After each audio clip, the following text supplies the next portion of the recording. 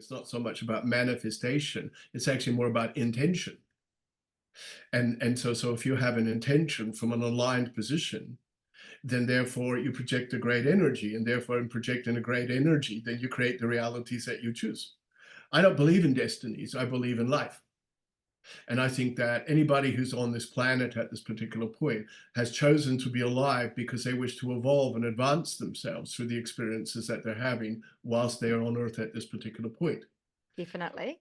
You're about to meet a spiritual channeler, Blair Styra, who channels Tabaash. So be prepared for some beautiful wisdom ahead.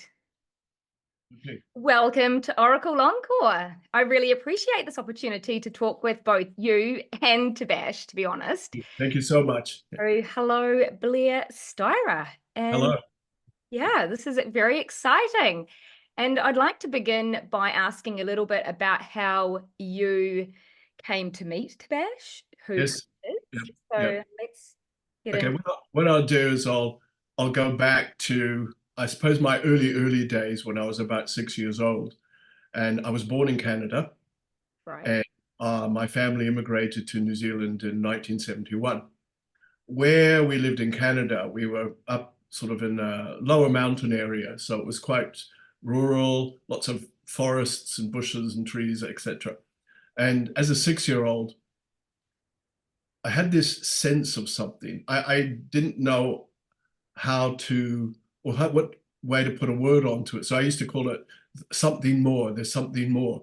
And Awesome. I was always quite happy to just wander on my own. And so sometimes when I go into the forests, I would find this place, which now I realize I probably stepped into some sort of parallel universe, but it was like the most beautiful place. And the energy, I could sense other beings, even though I didn't know they were beings. Yeah. And and so, and if I tried to find that same place, I could never find it. It was just totally disappeared. And this often happened in my life. I would hit upon little places where I now, you know, frequency basically. My family immigrated to New Zealand in 1971, settled in Auckland, and we just settled into, being the Canadians in the town. Yeah. And I was about 11 then, I think it was. And you kick into puberty, growing up, all that sort of stuff, basically. And I pretty much forgot about all the soul stuff, apart from I was a altar boy in the Okay. church, Yeah. and I loved the ritual, the energy. I knew it was more than just the church. Something inside of me was talking. And I remember actually saying to a priest, "There's more to God, isn't there?" And he just looked at me and said, "More than what?" And I think there's more. This is 11-year-old. I think there's more to God than what the church teaches. Wow. It gave me the strangest look. Again, I had no idea why I was saying these things. But when I look back now in retrospect, I realized I was going through my early years, not necessarily being a participant, but being an observer. And I was quite a loner. And so just always be in my space. And it's funny because one of the criticisms that I always got from kids of my own age was, "Oh, you just think you're so superior." Oh, And really?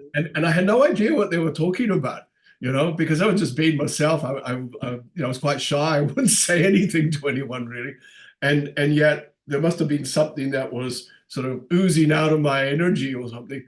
Yeah, I wonder, is it like a inner core confidence and peacefulness within the self to some degree? Yeah, I think so. I mean, when I look back on it now, and the way Tabaash teaches is, he would say, your God energy was shining through, Yeah, true. and I get it. and Well, that and is that feeling, isn't it, of oh, confidence totally, and at yeah, peace yeah, in yeah, your own skin. yeah, completely. And then just got on with life, lived, partied, had fun, did the things that you normally do when you're a teenager, and then I met up with the woman who became invariably my wife. And so fairly early on, and we just started to develop our relationship. So we pretty much got together and lived together when I was about 19. All right. And so, you know, that just helped us to develop. We did a lot of travel and just living life basically as a couple. And then in the 1980s, she was diagnosed with breast cancer. Now, my wife is actually older than me, so I had an affair when I was 18 and she was 42. You rebel. I know I was a rebel for sure. And but we had the most extraordinary life. Anyway, she was diagnosed with breast cancer in the 80s. And at the time, it was not a very good prognosis. So we started doing a lot of reading about life after death and things spiritual, etc. And we got so involved in that and the interest of it that it's almost like we almost forgot she was sick. Wow. And Yeah. I know looking back in retrospect, that was probably part of her healing because she survived that. She had to have a mastectomy, chemotherapy, all that sort of stuff. And we always knew that regardless of what the diagnosis was, she was actually going to be okay. And there was this other gift in the challenge as such, Yeah, because yeah, you got to launch into a whole new path. oh, totally. Well, it did. It activated, it was this massive catalyst for that something more. And then because of what was happening, obviously I'd reached a point in my own personal evolution where it's like the God in me was putting its hand up and going, right, you know, let's get the show on the road. And then all these things started to happen to me where spiritual people would keep coming into my path. And one particular thing that I always remember, we were sitting on our front veranda having a glass of wine in the summer, just chatting away. And then this guy walks by, and you know, you just look and you glance, and there he's gone. And then suddenly he comes back and he comes up our path. And I'm like, oh, who's this person? We don't know them. Anyway, he handed me this booklet. I've still got it. And it was a handmade book of spiritual teachings. And he said, I feel I have to give this to you. Okay. It just gave it to me and then sort of walked away. So I opened it up and it was just poems and little writings that he'd obviously written down. And these types of things started happening to me. So I got quite involved in reading and meditation, and we would go around Wellington looking at all sorts of different things. We went to Hare Krishna meetings, we went to Buddhist meetings, we went to this Japanese, I can't even remember what it was called now, but there's just a lot of groaning and moaning and banging of gongs and things, basically. Well, it sounds like you're also really open-minded, so you weren't like stuck and fixated on one sort of protocol or Yeah. dogma. No, no, not at all. And you know, again, that feeling of I'll call it consciousness was just there.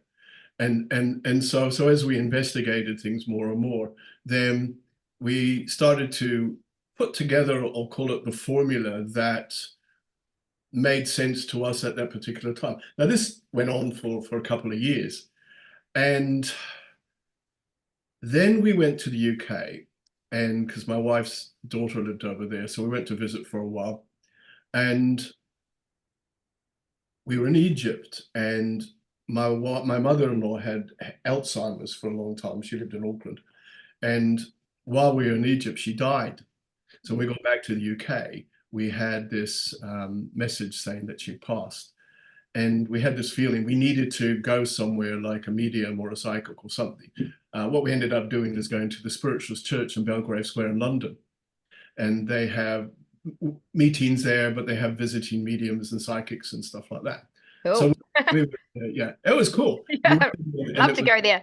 Yeah, it was a guy from Norfolk, and anyway, he came straight up to Kay and gave her the most clear message from her mother, and even said where she lived. I got this older lady here. She said she lived the rest of her life in Auckland, and now she's clear and lucid, and everything is wonderful.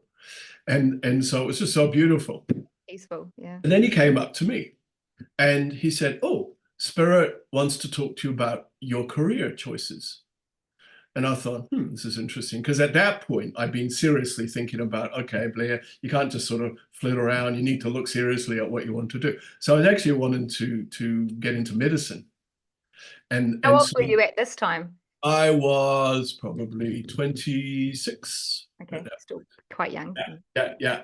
And anyway, so I'd been playing around with this, and the guy said to me, okay, I see two rooms. I see a room full of light. Well, I had no idea what that was. But then I see another room with a building with a red cross on it. And I thought, well, that's obviously a hospital. And the guy just said to me, for you, it's just a matter of choice. But whatever you choose, you will excel in. But it's just a matter of choice. And Both so, obviously healing opportunities. yeah, totally. Yeah. So we came back to New Zealand, and I started making little movements about what I needed to do, etc. And I was reading the paper, and I saw this little ad, and it was a woman who was a channel for ISIS. Oh, wow, nice. And she was going to be running a little meeting in Wellington. So I said to Kay, oh, we've got to check this out. This is good. I didn't know much about channeling, but it just, we were always interested in, dabbling around with things. So we went to this meeting. There must have been about 50 people there. And anyway, so ISIS came through, and it was fascinating. And the information, just the whole frequency of it, you could feel you were in the presence of something. So she's chatting away, Isis channeling through Jenny Tro, her name was. Anyway, and then suddenly Isis froze and stared into the audience. And then she pointed and she goes, you are a channel. Well, I didn't think she was talking about me, because I think she's talking about someone behind. And so I sort of looked, I went, oh, that's cool, And then she said to me, no, not him, you, pointing to me. And again, I'm quite a shyish person. And I sort of found everyone sort of, of course, turns around and looks at me. So I'm like, sinking into my seat. Anyway, the long and short of it was we ended up doing these workshops that she was running. And we met up with this most extraordinary group of spiritual people who became family, friends. We'd all socialize together, like-minded energy. And I never experienced anything like it in my life. It was wonderful. It was just what you felt everyone should be like, basically. Yeah.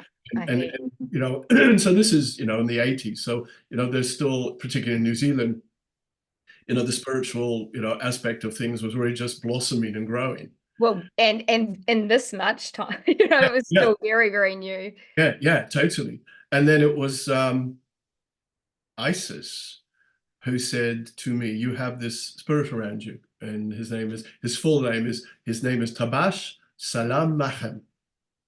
I love it. He wants to work with you. And someone had told me something that I knew, but then suddenly I remembered that I knew it. But I didn't quite know what to do with that. So I 100% accepted it because it felt natural. Can you repeat what you said there, Blair? You just cut out. What did you hear that you knew? Oh, okay. So Isis told me that I had, Tabaash wanting to work with me. And the feeling it had was that suddenly I was told something that I knew, but up to that point, I didn't know I knew it. Right. And what was the something? What was the something? It was just this, something had been activated in me, a memory within me. Right. And a feeling of a truth. And knowing, like, it's like this. Absolutely. Yeah. And then from that moment on, then it started activating more of my meditations and things. And then I got this face kept appearing in my mind's eye, which was, Tabaash. I was going to say, how do you know what he looks like? That was actually one of my questions. I see him behind you there. It's quite good for people.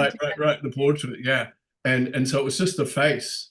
And I realize now that there are sort of, how should we put it, vibrational spiritual protocols, that are important. So it's like he was presenting himself to me, and I'm here, and I was just observing it. And then gradually I started to get a feeling and a sense of his presence, his power, his energy, etc. And of course, I think he was pretty much like downloading his vibration and introducing himself to me gradually.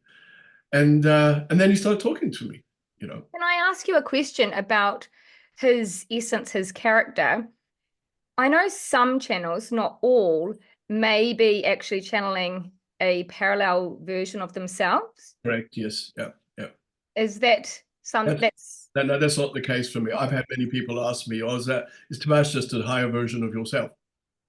And I've even thought that myself. But then I know it's not. And who is he? Tell us all about him. Yeah. So Tabaash came from the historical time of Sumeria. Okay. and we go back about 5000 BC when he was alive.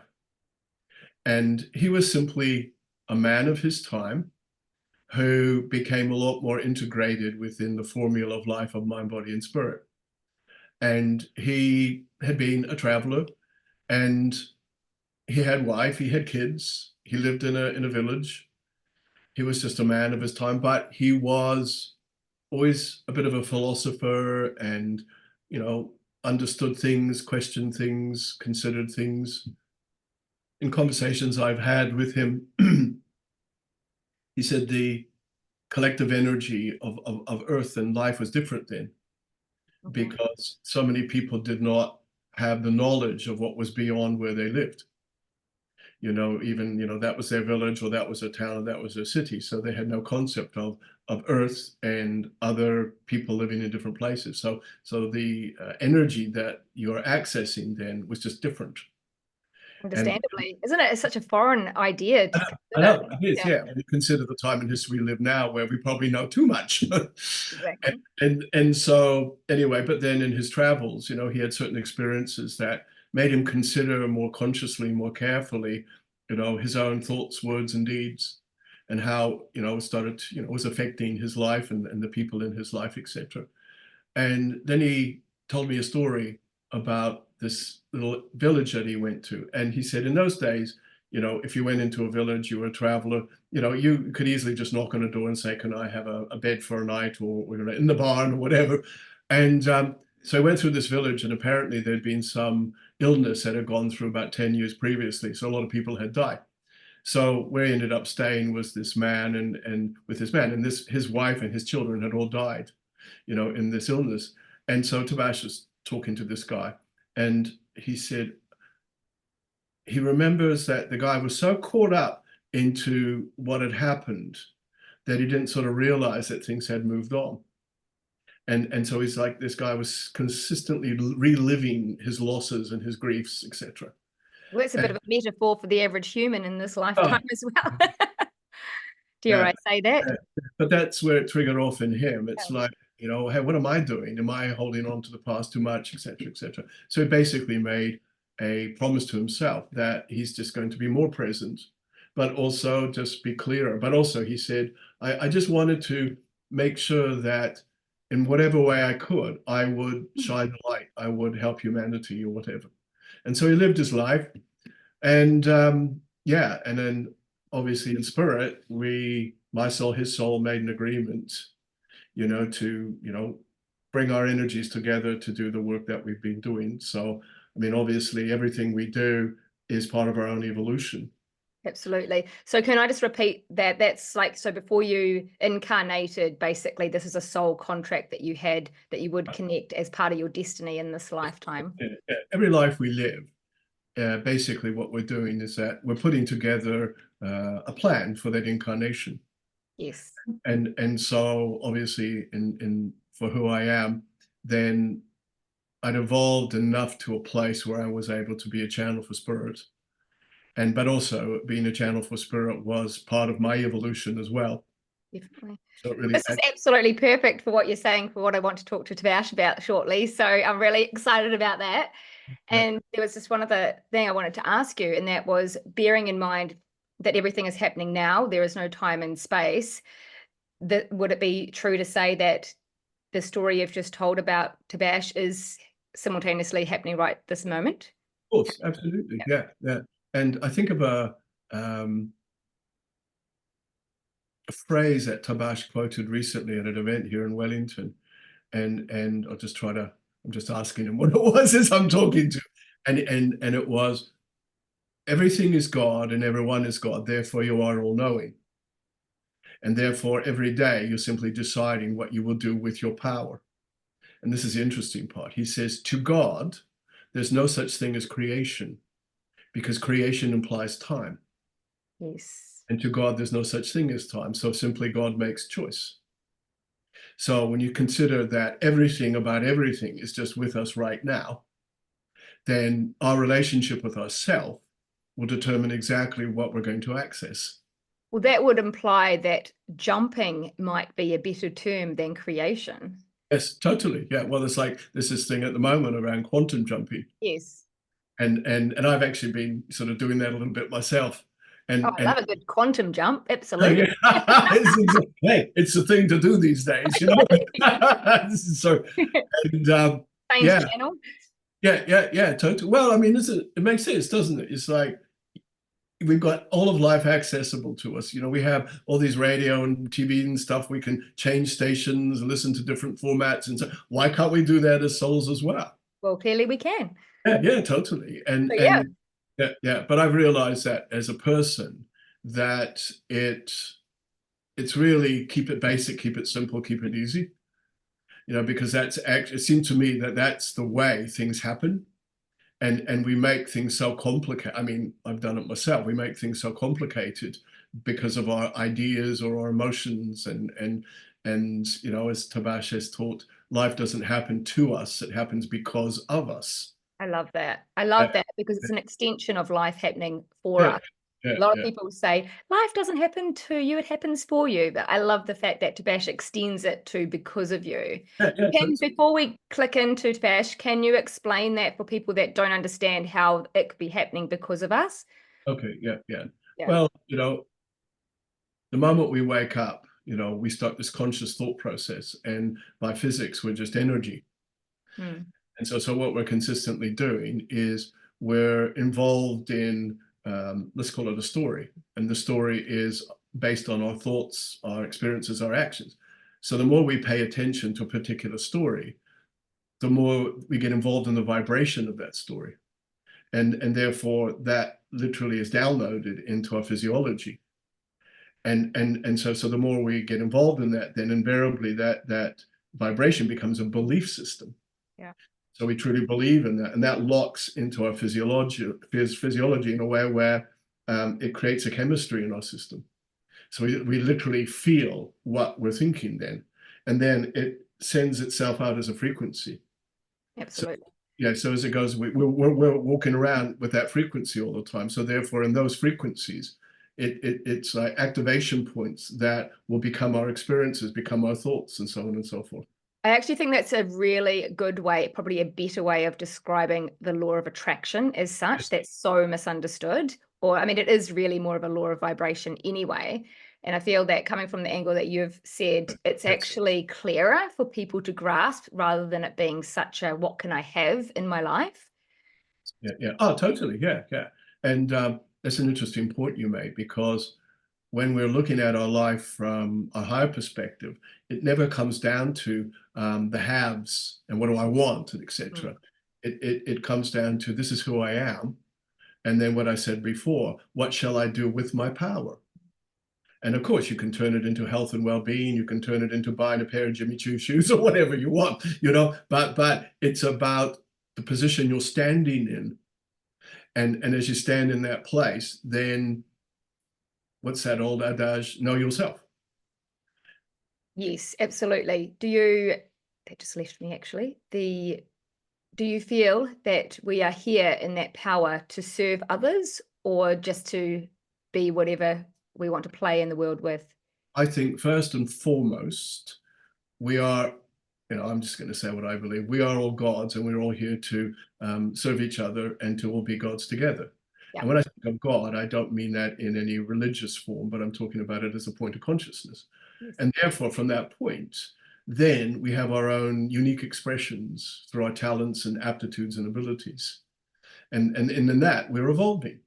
Yes. And so, you know, I know people tend to look at life, what is my purpose? Why am I here, etc. I think, well, we're just here. And if we're in an aligned position, then we're able to take what we are and then turn it into something rather miraculous. And if we can do that with great respect for each other, well, then, you know, to quote Nelson Mandela, as we let our own light shine, we unconsciously give other people permission to do the same. Definitely. Definitely. I 100% believe that. I also feel that our purpose is simply to be us, which Yes, is an evolution in itself. yes, One and the same thing. I just express it in a different way because I think many people are not being themselves in yeah. this life. I think too, people misconstrue what being themselves means, because That's what I mean. Yeah, they don't even know what that means. Yeah, they're absolutely. looking at it too much from the human nature. And when you go beyond that and say, for instance, get into the quantum way of thinking, then you realize, well, I'm everywhere. There's all these different versions of myself all over the place. Hence And the parallel jumping. yeah. And therefore, the more you are at peace and respectful of who you are, it's that vibration that gives us access to more of that. And it doesn't mean you have to sort of sit down there and text them and bring them in. It's just a matter of the frequency. And again, it's the law of attraction stuff. Mm. Well, before we move on, I will actually just extend this conversation. What about, I like to think it's more desirable to jump into a version of ourselves that's optimal. It's like a higher version. It's a little bit more closer to the godlike self than a human self. So, yeah, can you talk a little bit about that? About what's your opinion about choosing to be more of your best self? I'm going to use the example of this. So my wife and I were together for over 45 years. She passed away 4 years ago, after a 15-year journey with Alzheimer's. That's full on, isn't it? Yeah. Absolutely. And I looked after her for around 10 years on my own. And then she spent the rest of her life in a care home. When she passed away, one of my friends said to me, that was 15 years of your life. How did you do that? Mm. And I simply said, I just went to the part of me that knew how to do it. Yeah. And that's, I mean, I wasn't even thinking about it. It's just like some other version of myself just stepped in. And even though it was hard, I knew what to do. I knew what to say. It's like that part of me just knew what the story was, or knew what the script was. That's And of course, we can use that in lots of but other ways. But everyone has that. We all have moments where we're saying, "Oh, where did that answer come from?" Or what? So it's like you went into a quantum aspect of yourself, did a little bit of jumping into another frequency, I and get that. Yeah. yeah, yeah, yeah, And I yeah. feel it also aligns when we say you have the ability to do whatever you need to do. And as a tarot reader myself, I like to think of the magician with that. And he has all the tools he needs. He just needs to cast his spell out to the world as such, Yeah, and know that if he gets the mm, energy from the cosmos, through yes, his heart into the human experience, he will be able to activate the tools he needs should he believe in himself to yeah, do. yeah, yeah. That belief system is so important, because it is very much about, if you projecting that idea, that state of consciousness from a place of balance and harmony and peace and acceptance, that's when things happen. But if you're projecting that state of consciousness from a position of anxiety or fear or worry or whatever your motives are, then you struggle. Yes.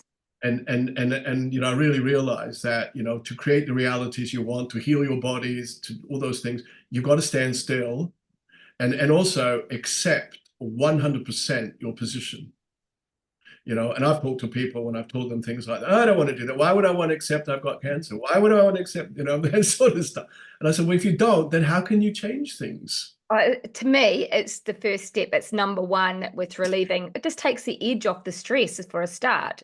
Just Yeah, accept it, and then you can receive the divine guidance to know what step to take. yeah. Because I think you step into your divine self when that happens. Mm, mm. And therefore, what you're doing is you're guiding yourself from a higher part of yourself. And And therefore, being responsible for the yeah, fact that this is happening yeah, because of you. yes, yeah, totally, yeah. And I think a lot of people don't want to take responsibility. Most people. I don't even know. I mean, it's such a thing in my world to understand that philosophy, but it wasn't always. And I think that's the reality of most people, to put it bluntly, in the world. They don't even know the term self-responsibility, but it's actually at first perhaps a little bit a lot on yourself, but long term it's a superpower. It's empowering. It gives you the driver's seat of your life. Yeah, yeah. We can only really rely on ourselves. 100%. Oh, because And the God. extension of that, the Yes. godlike. Yeah. Yes. Hey, let's talk to Tabash. And Sure. how do you say, how do I pronounce? It's actually Tabaash. Tabaash. Yeah, thank you for That's that. Tabaash. Yeah, Lucky that's I asked. okay. A lot of people, say that. That's okay. Bash. Um, Well, it has got two A's in it or something, hasn't it's it? got two A's there, so just Tabaash.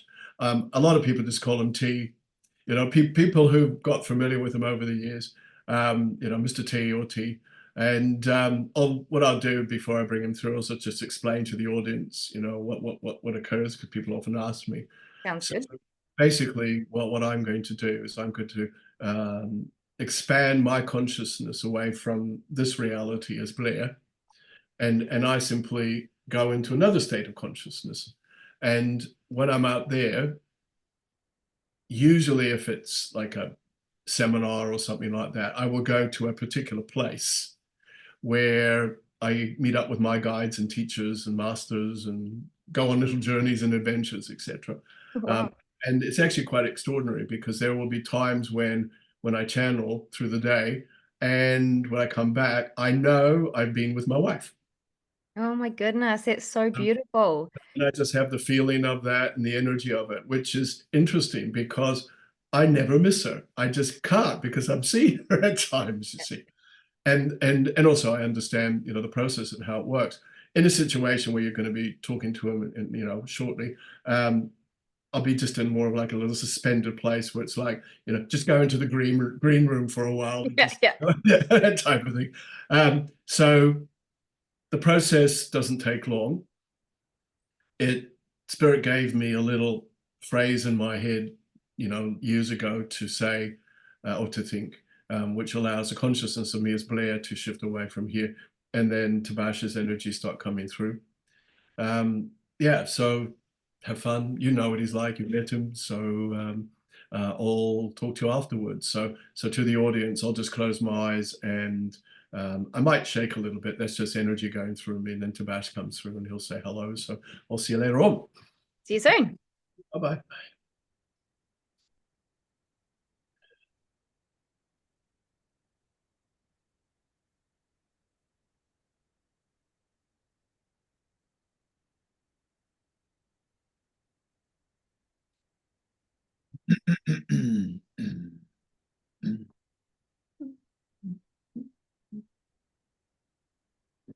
Hello. Hello. How are you? Fabulous. Good. I just have a bit of water here. I was just thinking, if I'd ever known 5,000 years ago that I invariably would have ended up being an international podcast interviewee, I would have wondered, here we are. Thank you for inviting us. And also, too, we want to thank you from consciousness for the work you do and the lights that you turn on, because you are definitely making a big difference. Oh, thank you. I appreciate that. Oh, look, it's a pleasure. Awareness is so important here at this time in history. So you're bringing a lot of awareness. You wish to ask questions or have me talk on something particular? Yes, well, I'm very open to whatever you'd like to share, although I have thought very briefly that a topic of destiny versus conscious creation would be of interest, because as we talked with Blair about, we do come in with a soul contract of some things that are destiny in our experience. I like to call these kind of landmarks. Yep, yep. However, what about the fact that now everybody in 2024 and around this date are banging on about conscious creation, manifestation, and I'm a little bit anti the word manifestation because I have my own thoughts on it, but I thought maybe you could put your penny worth in as well. Absolutely. Yeah. I mean, that fits in with what Blair was talking about, when, from God's perspective, there's no such thing as creation, and therefore it's just choice. And you could say the same thing. It's not so much about manifestation, it's actually more about intention. And so if you have an intention from an aligned position, then therefore you project a great energy. And therefore, in projecting a great energy, then you create the realities that you choose. I don't believe in destinies, I believe in life. And I think that anybody who's on this planet at this particular point has chosen to be alive because they wish to evolve and advance themselves through the experiences that they're having whilst they are on Earth at this particular point. Definitely. And so, everyone has their own particular story that they want to live out. But collectively, you're all participating in the transition that's occurring, but you're also creating the transition that's occurring because of the way you think and the way you feel, etc. And I know in human terms, they think about the need for a destiny or the need for an outcome, as opposed to, no, I'm a God in a body, living life, deciding every day what I'm going to do, making choices. That's what it comes down to. And with all the chaos that's occurring at this particular point, chaos is when things are out of order, when there's vibrations that are counterproductive. And so, let's just say that there's a great deal of the word humans use at the moment, disclosure. You're all disclosing yourself to yourselves, but not who am I in human terms, but first, who am I in higher terms? And so when I disclose to myself who I am in higher terms and what am I doing, I'm automatically activating something within my soul that has always been there. And that's changing the way that I feel about myself. And therefore, that will change the way I wear myself, which means it'll change the way I'm participating, in the life that I am living so far. And of course, for some people, that means massive shakeup and upheaval and dismantling. But to others, it's like, oh, let's just stand still and make different arrangements in the same situation. Yes. And I think people have to be careful. They don't just sort of, dive out of a situation simply because it doesn't resonate to them anymore. I would say first stand still. And then in standing still, observe carefully, can I make different arrangements to actually bring more harmony in? Can Humans you give got, an example of that somebody would work through, say a relationship or something? and I'm thinking about, suddenly, well, yeah, relationships are a good example where suddenly, oh, I've outgrown my partner, I got to get out of here, as opposed to, oh, hang on a minute, we've outgrown each other. Is it possible to grow into each other in new ways? Mm. And the same like a job or a house or, oh, I don't like this, I'm so out of here sort of attitude, as opposed to, oh, hang on a minute, let's just stand still here. Look at, is this an opportunity for me to actually look at how I can make better arrangements? And that's happening physiologically, mentally, emotionally, spiritually, for every being on this planet, whether they know it or not, because you're all participating in a time in history where that is the maxim. You're all involved in that great collective energy. Mm. And so in doing so, and I've always thought about it from this simple perspective. If you want to understand what it's all about, just look to your own response. Yes. And it's interesting with that relationship example or jobs, people are jumping out as soon as it's a little bit tricky, a little bit of a challenge, a little bit of a struggle. And I'm a great believer that that's where all the good stuff lies, going through that challenge rather than running away from it. However, my experience with clients and other people I know is that discernment between, is it time to leave the building or the relationship or whatever, as example, or is it time to go through it to grow and be more of your godlike self? And to make that decision, that's when you would stand still and you would, let's say, step back, observe the bigger picture, as it said, and then say, well, the human nature in me is doing this and thinking this. Now, what would the higher nature in me do? Because human nature has this propensity to make decisions very quickly from their emotional states. And then having made that decision, then they repent. It's like, oh damn, if only I just stood still for a moment or considered my options, etc.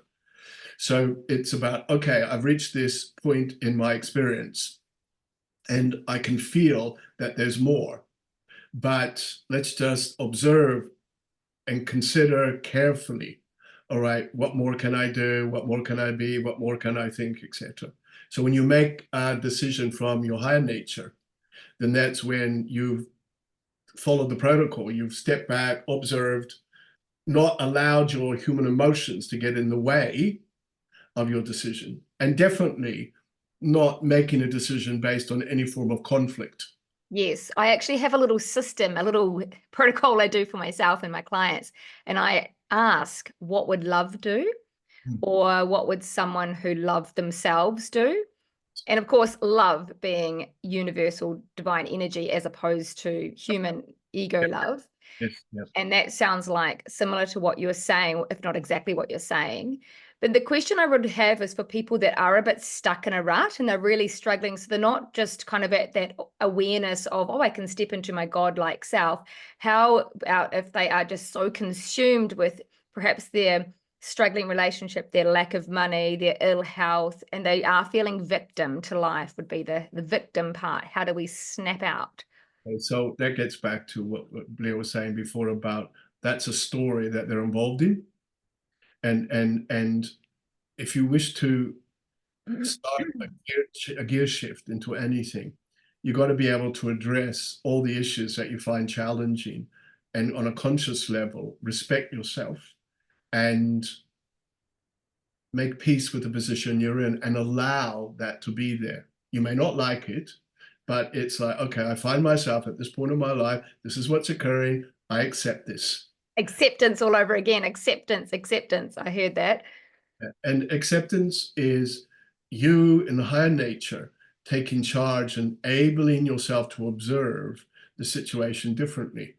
Because, of course, with all those things that you mentioned, what are the emotions that come with that? Well, there's fear, and there's concerns, and there's worries, and there's unsettledness, and doubts, and all those types of things. And of course, that weighs you down, and it becomes very hard to get any sense of a possibility.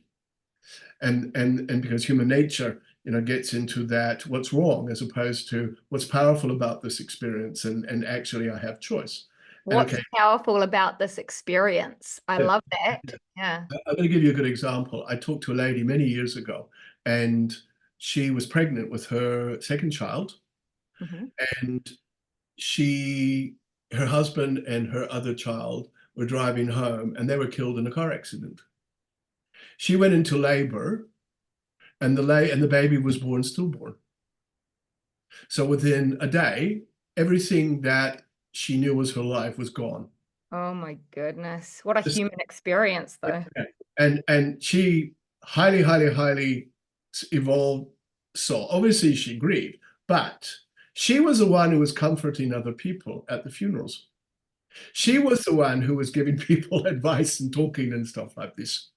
And she dealt with things in the way that she needed to, but her acceptance of this enormous trauma, she understood because of her spirituality that she was not going to be a victim of her circumstances.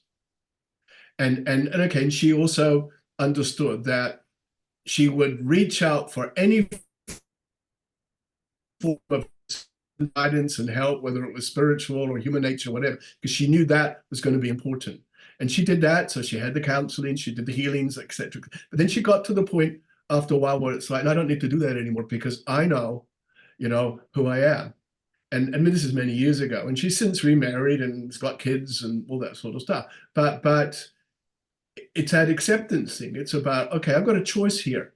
I can be a victim of my circumstances. And this is an extreme story. I can be a victim of my circumstances, or I can acknowledge the situation, and in the way I can, I'll be with it without putting huge pressure on myself. I'll just, stay present.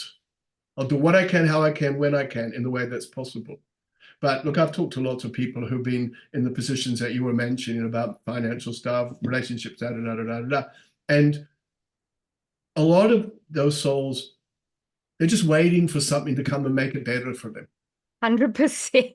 They're not prepared to, oh yeah, but you got to do this and you got to do that. And they might do it for a couple of weeks, but then they lack the consistency. And okay, that's indicative, I think, of the collective belief systems that, people are being told what to do, or you've got to wait for something to happen and not be in charge of the reality you actually want. And so, yeah, I think acceptance gives you an awareness of you're the one who's actually in charge, even though you may not feel like it, but you still are. And just, as I said, take a step, do something, even if it's saying, I am the vibration of financial prosperity, or I am the vibration of greater choices. I think that is the reality is people do this. Like I work with people to help them transcend those limiting subconscious beliefs. And we really do it on energetic core level. It can be even in parallel lives that we do the actual energetic shift. And then people are in this stuckness of doing it consciously. I am in the vibration of financial abundance. As you said, no consistency. Tomorrow they wake up feeling lack again. So people often ask me, what do I do if I literally can't pay my rent this week? And I'm like, well, focus on what you're grateful for, raise your vibration, and really keep that focus high so that you can then open up opportunities that will help you to move out of that rut. Do you have any extra advice? Well, it's what we were saying before. How are you wearing yourself today? Yeah. It's easier said than done, though. That's where my Yeah, clients yeah, yeah, yeah, yeah. And so I think that when you wake up in the morning, it's literally about making a statement, thought, or statement expression, that allows you to get up in the day with that vibration. So that becomes the major artery for the day. And then I'll call it this way, as you go through the day, follow yourself around, follow your thoughts around, follow your actions around, follow the way you're presenting yourself to life around, because that way you start to ascertain, how am I coming across? What is my narrative with myself? Well, self-awareness is really the key. Yeah. And so if you find yourself in negative thought processes or actions or whatever, then you don't sort of give yourself a smack. You just, oh no, I'll think in a different way. And then, I mean, to me, there's a formula of life on earth, which is mind, body, spirit. So therefore, every day you got to follow that formula. You got to do a mind thing and do a body thing and a spirit thing. And that way you wear yourself in a lighter way. And then the law of attraction stuff starts to kick in. But then you also have to recognize, I got to find some way today of taking action. Yes. And I think the action can be misconstrued a little bit with people trying to manifest their millions, for example, versus simply being their true self. Yeah. But this is the thing, humans reach out for some unrealistic sort of situation. And it's like I said earlier before, every day you wake up, you have life, and therefore that's what you're dealing with. So therefore, what can I do today? What can I feel today? What's possible today? Yeah, one step at a time is what I hear you saying there, as opposed to leaping, or where are you going with that? But in the sense of consciousness, everything is there, but then in a way too, everything is nothing until you're deciding what you're going to put onto it. Mm. And so even all these other versions of yourself, they're just still possibilities there. But then when you have a need or a desire, then that's where, okay, right, I am the best version of myself for this day. But keep it to do with the day you're living. Yes, I like And, it. and I've always believed that if your mind self or body self or spirit self needs you to do more, well, then I think you naturally get directed to something. Mm. Whether Call it's that like a passion, an urge, an instinct. yeah, yeah. Yeah. Yeah, totally. But I think you're just kicking into the part of you that knows that you're that powerful. Mm. And or it's like I said earlier before, because you're God, you're all knowing. So you decide, okay, what am I going to do with my power? I'm going to turn that into that job interview that's going to go really well. I'm going to turn that power into, attracting to me more health and well-being, or relaxing my systems or whatever. And use your power. That's one of the things I would say to your audience. You are the vibration. Each day, decide how you're using it. Use your power. Decide how to use your power. Yeah. Yes, and it is interesting though, because there is some confusion at times. We talked about destiny versus creation or reality or conscious Yeah. shifting. If you have made an agreement with Blair, for example, to come in to work together in this lifetime, that feels to me like a destiny moment, a destiny contract, and therefore always going to be on your path, perhaps. Is that the truth? Or is this just, we must all have these destiny moments. Is it how we get from one destiny landmark to the next that we choose to show up as? Or can anybody decide that they want to create their entire life? Absolutely. There are many futures. Yes. And so when I made the agreement with Blair to do the work that we're doing, that wasn't our destiny, that was our choice. Okay. Okay. And we looked at it from a point of we're making that choice because we're evolved into a place where we begin to bring this particular light into consciousness. But then also, too, we made that choice because it gives ourselves those opportunities to just keep advancing and evolving. Oh, I have another angle on this. So could it be, and this is just generally asking, that you made that contract and this version of one of your millions of parallel lives has connected with Blair, or let's say Blair's version has connected with you, but there might be many other of Blair's realities that are not connecting with you. Correct, yeah. The same way that there's many of your realities that's not having this conversation with me right now. Yes. And so therefore what happens is, it's just like all these vibrational lines are just moving through everybody and everything all the time. And then as they move through, each is its own lifeline, and suddenly it's like bing. Yeah.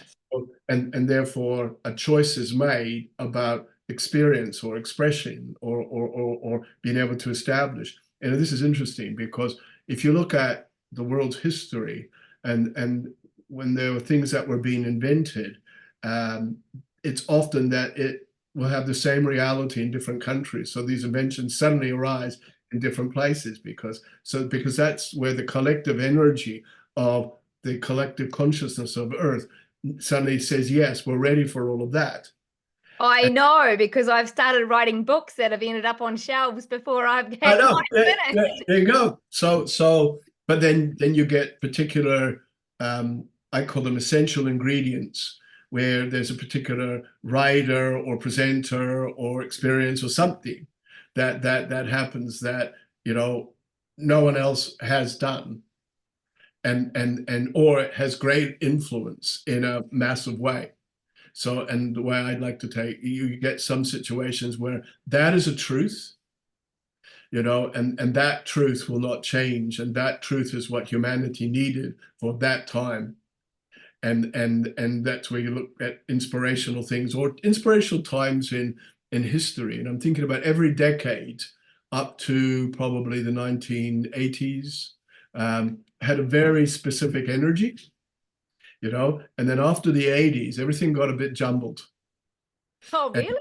Can yeah, you it did. Yeah, explain that? yeah. Well, okay. What happened after the 80s? Yeah, because up to well, during that process, that time up to the 80s, we'll say 90s, then it was a very different vibration because human nature was going through a lot of growing and developing and creating and inventing and all that sort of stuff, basically. See, and then what happened was it got to the point, and this is where interesting, when technology started to step back in, then what happened was that human nature pulled away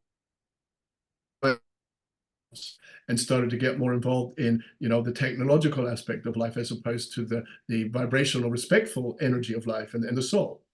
And so I mean you're seeing a lot more of that now where people are just logging out of human nature and allowing themselves to just get focused only on the technology as opposed to themselves, which is actually quite interesting, particularly with a lot of youth. And they've done experiments on this, on certain brains of youth. There's actually aspects of younger people's brains that are actually shutting off because they're not using them, because they're listening too much to whatever's going on in their computers or music. And so they're shutting up. They're not thinking anymore.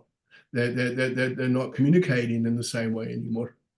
Well, it's interesting because I wanted to ask you what you think is the biggest challenge or struggle or problem with people in society regarding, being their happiest. And that sounds like one of them, maybe That's that. one of them, but I'm going to use this one.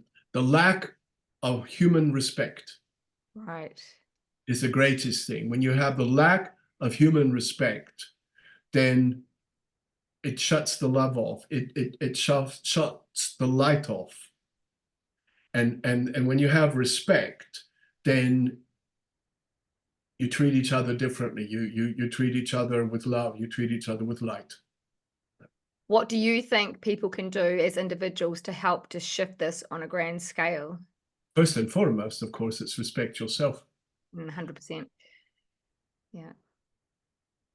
And how people don't even know how to do that, do they? So Well, it starts It's off. your 1, 2, 3 tips on how to respect yourself, Tabash. Well, again, it's like you start off by acknowledging first, hey, where I am is okay. Second, I have choice. I have lots of futures. And then the third one I would say would be, even though you may not feel it, go and look at yourself in a mirror and say to yourself, I love you. I respect you. I'm so proud of you. Well done. Nice. Little simple things like that. But, keep saying it, keep doing it. Because eventually you'll change the story within yourselves. And then one day you look at it, you say that to yourself, and it's like, oh gosh, really? Oh wow, and you see yourself as an amazing being. Do you think that's enough though? Because I No, it's not. genuinely, It's yeah, not enough. That's the start. You said the simple yeah, things to begin. yeah, true, true, true. Yeah, yeah. So it's a start. And then what happens is you start building on that. And then you take your thoughts and your words and you start finding tangible ways. So someone feels they've just been slobbing around in sweaties all the time, suddenly puts themselves into a really nice outfit. And there it's like, how do I choose to present myself to the world? And then what I said earlier before, and then feed your mind, feed your body, feed your spirit in ways. Well, by the end of the day, yeah, wow, look at that. I've followed the formula of life. Yes. And I, yeah, I agree. I have a belief in feeling into your optimum self and then making those subtle changes. Just like you said, it could be the human experience of dressing differently. It doesn't have to be all spiritual, but also shifting the mindset to what else could this mean, or just to consciously not judge others. And these subtle shifts from the physical, shifting your clothing, tidying your house, looking at people with a better attitude, and making decisions not from an empowered state, help you to act like the person that you see in your mind's eye as your optimum self, but are currently not doing. the moment you get into your optimum position, you automatically shift the way you think, the way you feel, but the way you're transmitting energy in life.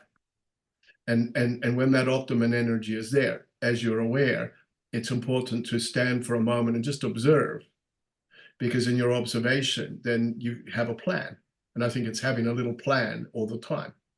And I believe that when you're in that optimate position, your own higher nature keeps throwing little things that you need to do, basically.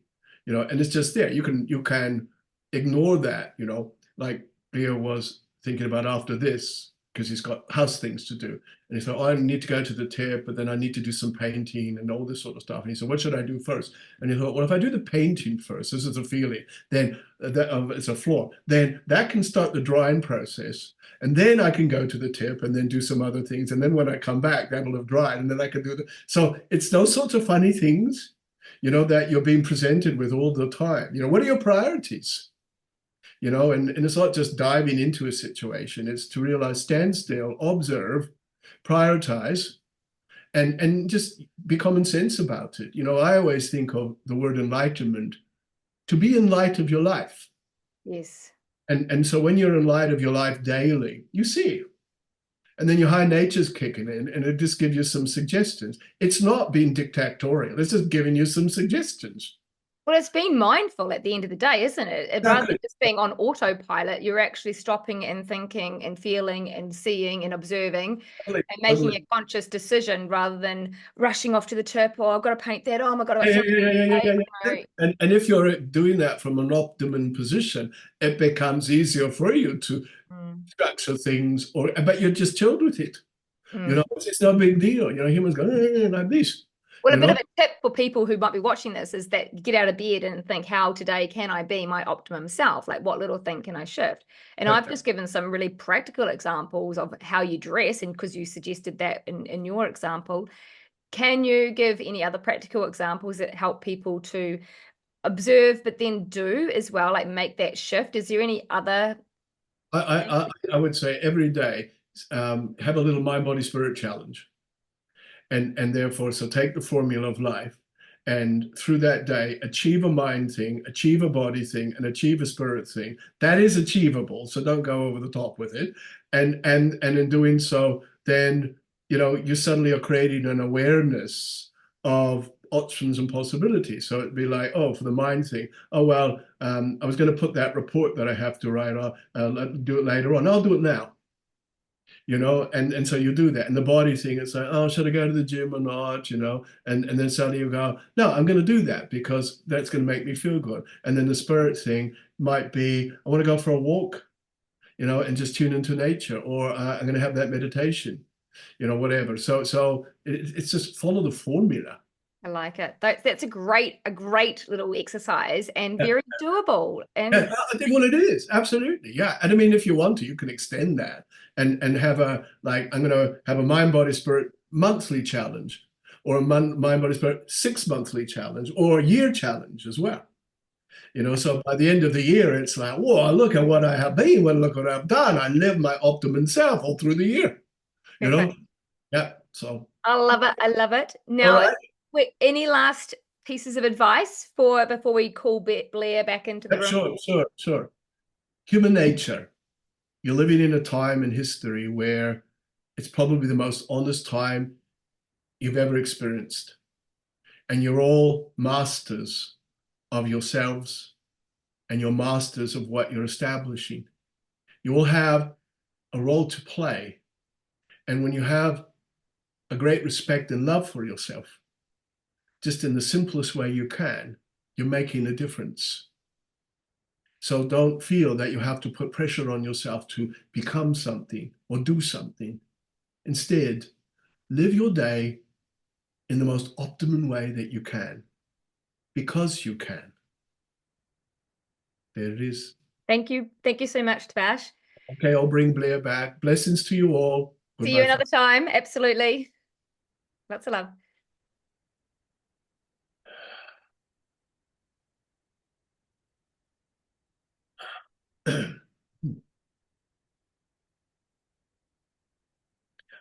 Hello, hello.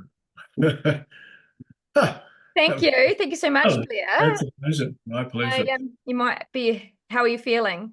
Oh, I'm feeling slightly spacey, but energized, a little bit doolally is probably a good way of putting it, is I'm just gathering my energy. But I feel really good. Yeah, it's good. Awesome. I just wanted to ask you a couple of last quick questions so that we can love you and leave you for the moment.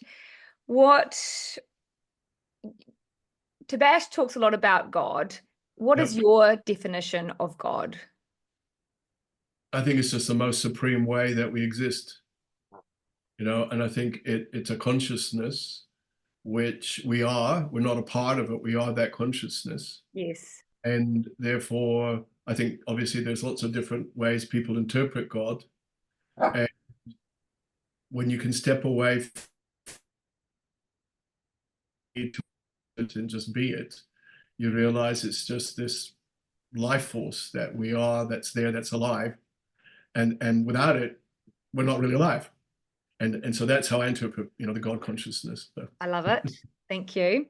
And what advice would you give to people to encourage them to live a more fulfilling life? What do you believe makes a fulfilling life? Pay attention to your day, actually. I think also don't go to bed full of your stuff.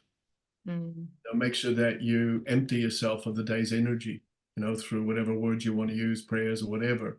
And the analogy I use is, as a woman, can you imagine if every day you went to bed, you never took your makeup off, you just put more makeup over the top of your makeup? Wow, it's a great, And great analogy. yeah. So can you imagine as human beings, all through the day we've gathered energy, and if we go to bed with that energy, then that's going to keep on disturbing us. That was that energy for that day. So when we wake up in the morning, you don't put more energy on top of the old energy. So end the day being clear. Perfect. That's Great yeah. advice. I love it. Now, I actually never mentioned in the beginning that Blair Styra is a channel for Tabaash of over 30 years now. Is that correct? Greatness. And you've written 3 books and more in the making. Yep. Yes. And if anyone would like a private one-to-one reading with you, where can they find you? www.bash.com, will find me. And I'm in the process of doing a big revamp of all my website and stuff. So, but you'll still find me on tabaash.com. Awesome. All right. Well, it's so nice to be doing this with you, Blair and Tabaash. So I hope that you've enjoyed it as well. I love it. I love it. I think that, you can't talk enough about all this sort of stuff. Exactly. Exactly. Yeah. Well, we know you've got painting and rubbish dump deliveries. How do you know that? So yeah, I've got a Sunday. I've got a Sunday. I've got to do stuff basically, but it's good. We've had crap weather here, but now it's nice. So make hay while the sun shines, as they say. Yes, just being your human self as well. Yeah, absolutely. Well, at the end of the day, I'm a man who's got a rather unusual job, and but I just, a lot of people, I think they've got this idea of me sort of meditating all the time or something. But people get surprised sometimes when they see me at the gym or in the supermarket and stuff. So, Out of context. So do you actually meditate?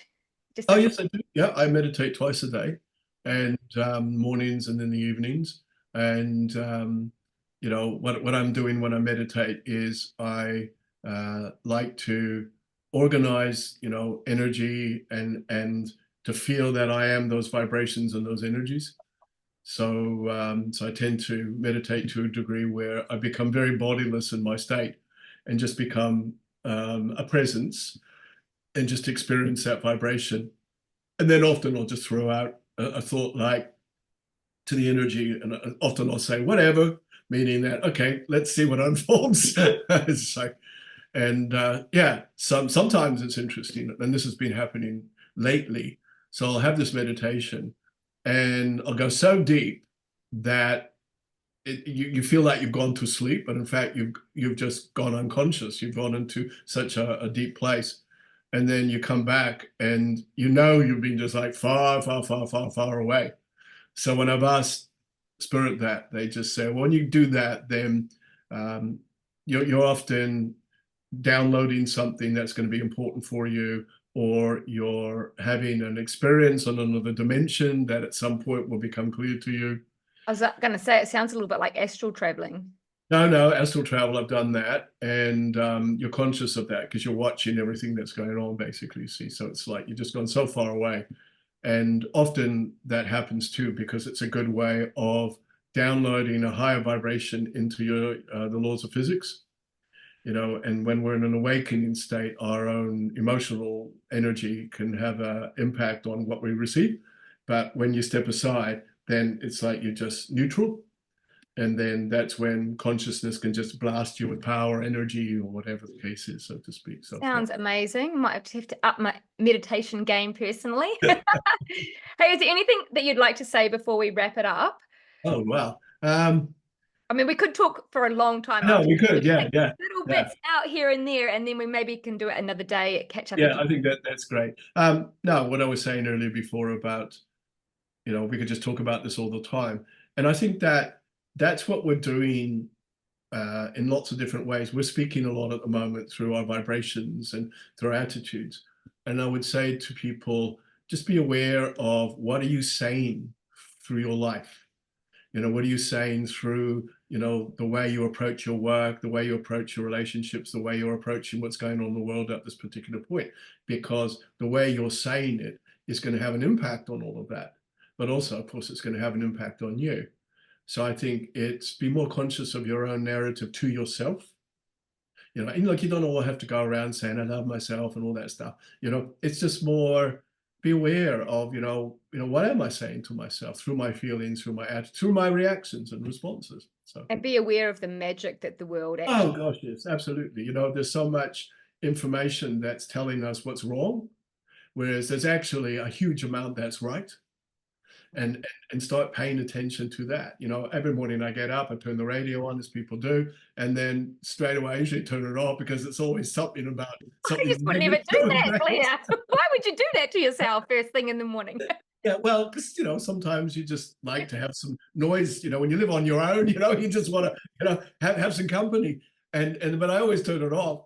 And but my morning's usually filled with, because I've got a lot of friends in different parts of the world. So of course when I wake up in the morning and they're sort of evening, so that's when I often get people ringing me from Europe or America or something like that. And so my breakfast is usually highly disturbed because I'm having conversations with people from, all over the place, which is cool. That But sounds cool. yeah, it is fun. So, but yeah, it's an interesting time to be alive, that's for sure. So anyway, look, thank you so much. It's been a joy. Thanks. Yeah, you too. To everybody, be amazing. You are amazing. So be amazing more. So okay. Thank you. Just one last very random thing I'd like to point out. My background color is something I change all the time. But today I went for this color and look at us I know. I matching. know. I was going to say that at the beginning. I thought, we got matching walls. Yeah. All right. Love you lots. See you another day. Bye. Absolutely. Have an awesome Sunday. Okay.